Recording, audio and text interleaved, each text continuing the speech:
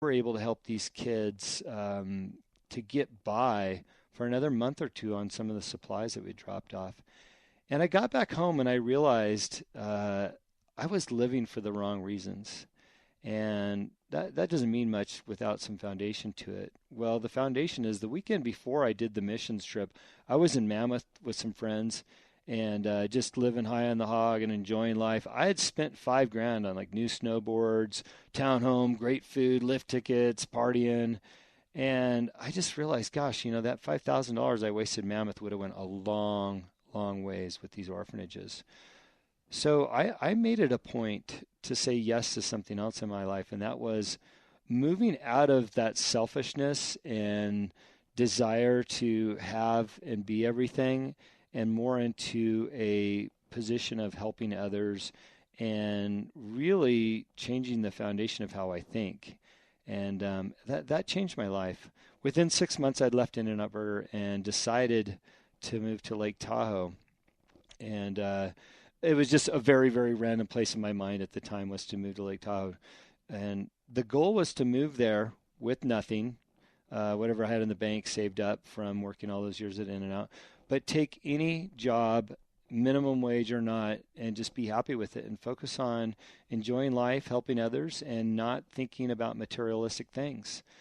So I moved out of Southern California, went to Lake Tahoe, and just had this new position about me in life of helping others and not focus on the material items. And it's almost a cliche how they say good things come to those who are patient, who are looking for it, and maybe people that put off a positive energy about who they are. And I was just so fortunate. I took a job at the Harvey's Casino as a buffet manager. It was minimum wage, and I worked hard. And within a month, I was already offered another position within the casino as a VIP host for gamblers. And then within another month, I was offered a position at the Sierra Tahoe Ski Resort as an F&B manager. And I thought, wow, what a great opportunity. And I went on to work at that ski resort for 4 years. Ultimately, I was the director of food and beverage. And, saying yes to something can certainly be random. I was the reason why I got that job is I was going for my morning bagel and coffee, and I was a regular, so I knew the person at the counter. Her name was Stacy. And in Tahoe, if you know it well, a lot of people are hitchhikers or don't have cars or they have very little. And Stacy said, "Hey, when you get off work, would you mind taking me up to Sierra Tahoe to put in my application for the winter season?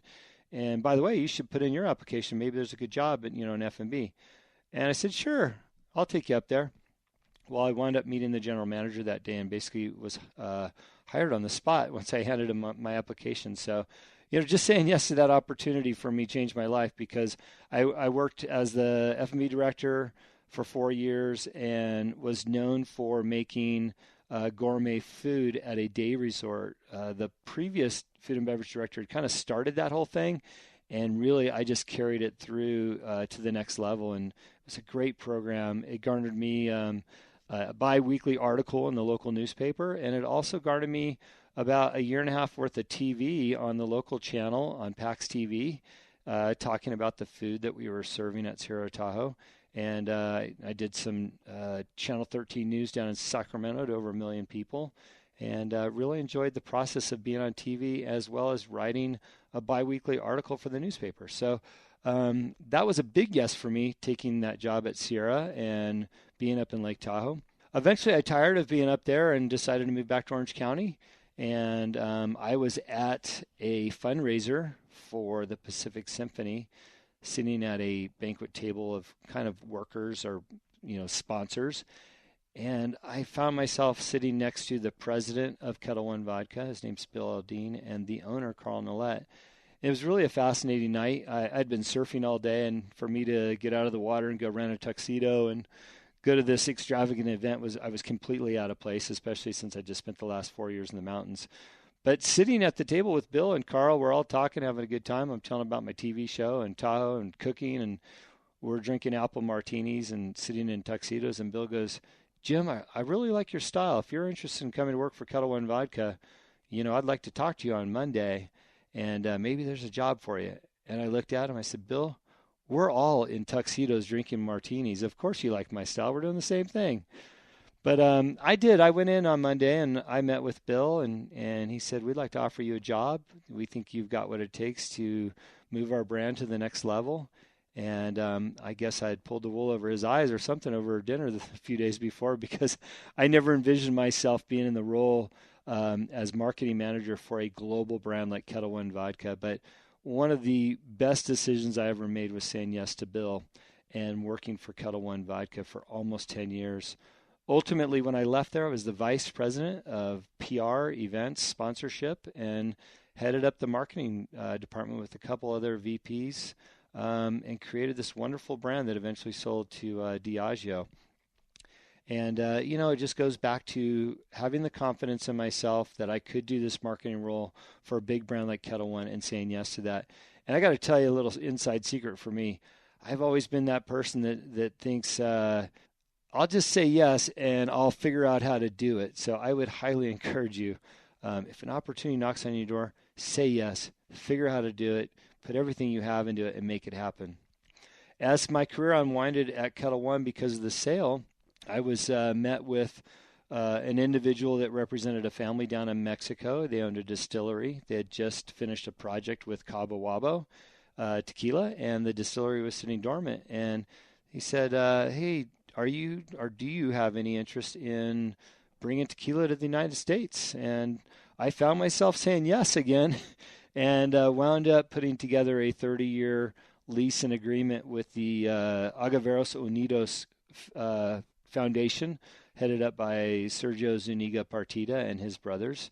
And we created a brand called Azuñia Tequila, which today I've been away for almost a year now. I took somewhat of a retirement from there. But I believe it's in 43 states, probably more than 15,000 bars and restaurants, and I think it's got a pretty decent valuation. And it's just ran by some wonderful people now, and I wish them the best, and maybe one day we'll all collect a nice big paycheck for that. But saying yes to starting a tequila brand in the middle of Mexico and not knowing anything about tequila in general besides what we all know, and that probably goes back to our college days. But I did know the industry because of my 10 years at Kettle One. And then finally, when I stepped away from Azuñia Tequila, being presented with a good idea from my friend over at Blue Sea Advertising, Eric Morley, and that was to import wine from the Val de Guadalupe. And I've known that they've been making wine down there, but I hadn't done anything with it or even tried it. And Eric took me down. He just presented the best case for a business that I've ever heard, especially since Blue Sea would be doing all the advertising. And my only response to him after saying yes, and I think he put me on the spot because he knew he knows my habits and he knew I'd say yes to him. But I did tell him that if we're going to do this business, then we have to create a sustainable business where we could make money and donate it back to the orphanages on a regular basis. So here we are a year down the road with Baja United, building the wine business and Baja United itself. We're going to focus on all things Baja, not just wine. We're looking at doing some beer. We're also working with some tour companies like Boca Roja. They're out of San Diego. And then if you're in Mexico, we also work with Baja Voyager. So far it's been great. We've had some early success. We've raised some good capital to get that thing going. And, in the last 10 minutes, I've talked about 4 major career changes, all of which I've said yes to, all of which I didn't really have the experience to move on to the next one until you get to Baja United, because I culminated everything I did in my entire life to make that a success. But what you should also know that I didn't talk about, and that is my college education.